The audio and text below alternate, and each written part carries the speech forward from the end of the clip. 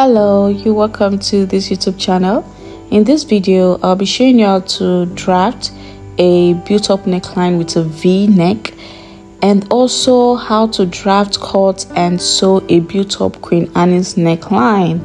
And if these are something you want to learn, this is something you are interested in, then keep on watching and do not touch that dial. So let's dive right in.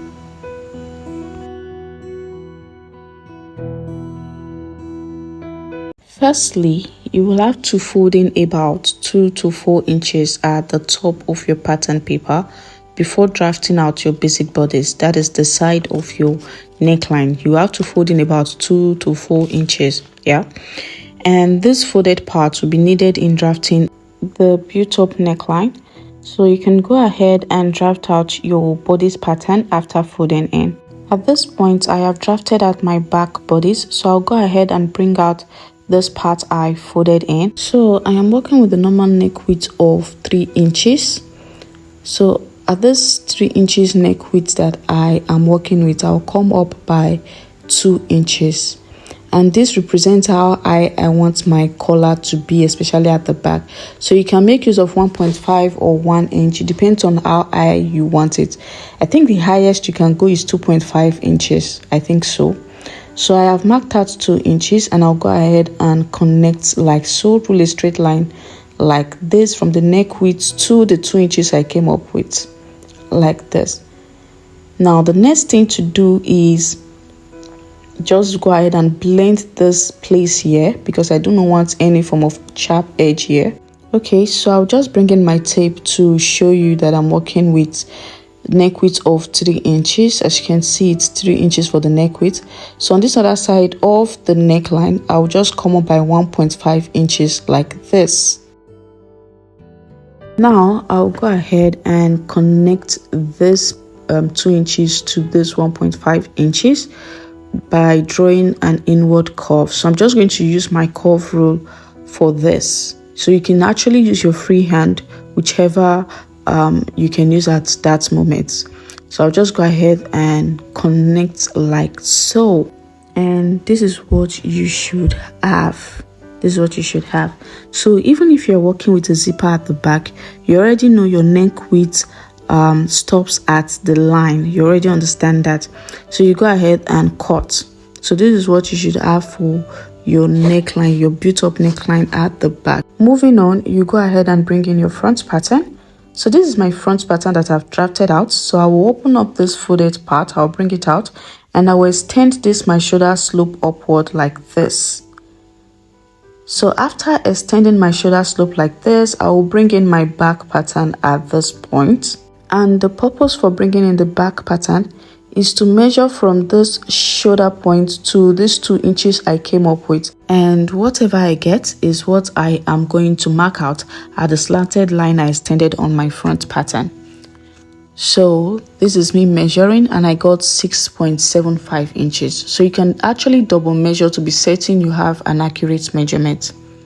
Now after measuring, I will go back to my front pattern, and on this slanted line I extended, I'll go ahead and mark out the 6.75 inches I just measured earlier like this.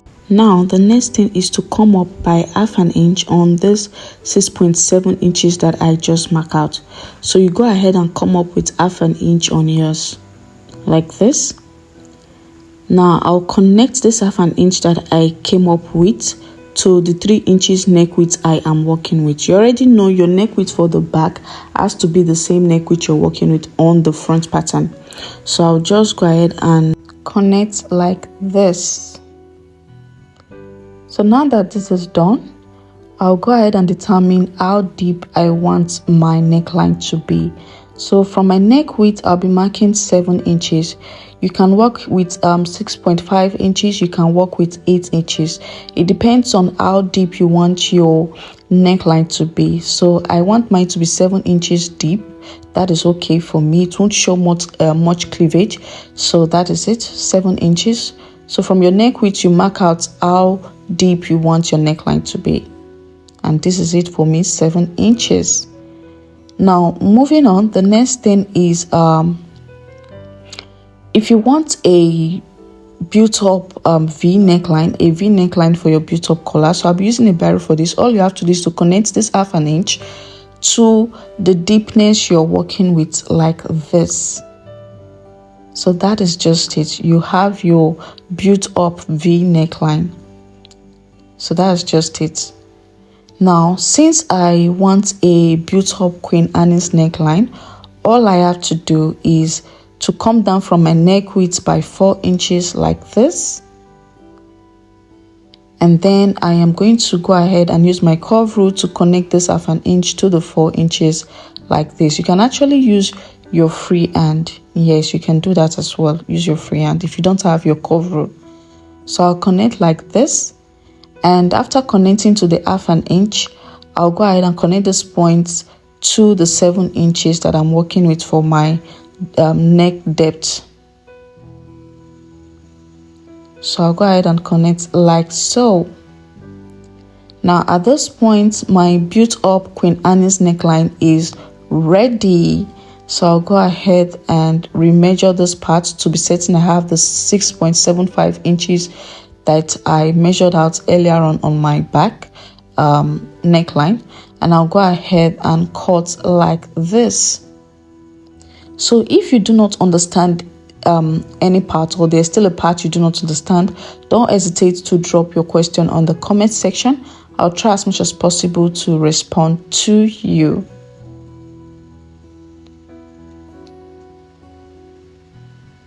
So this is it. It's very simple.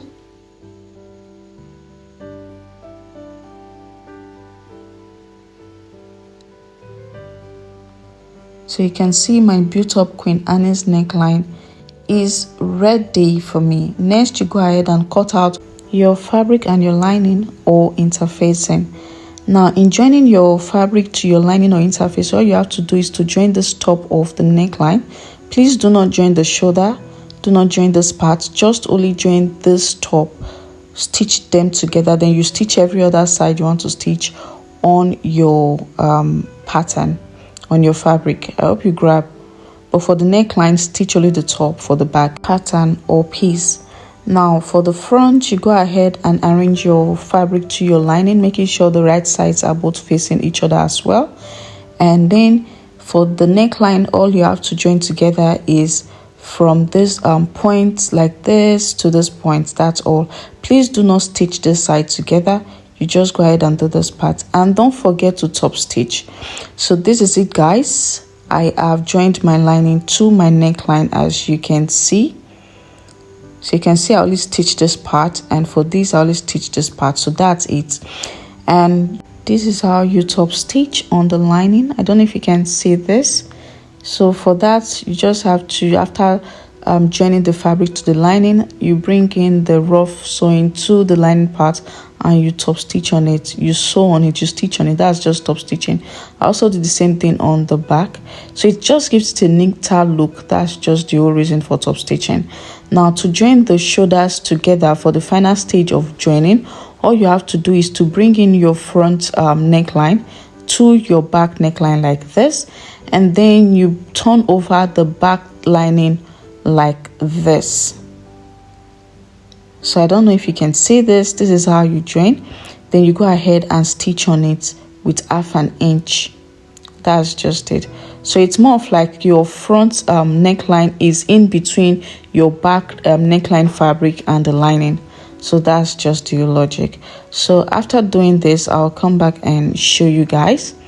Now this is it. I have joined together, and you can see how beautiful it is looking. If you enjoyed this video, and if this video was helpful to you, do well to hit the subscribe button, and don't forget to give this video a thumbs up. So this is our beautiful Queen Anne's built-up neckline, or built-up Queen Anne's neckline. So I hope you enjoyed this video. Love ya.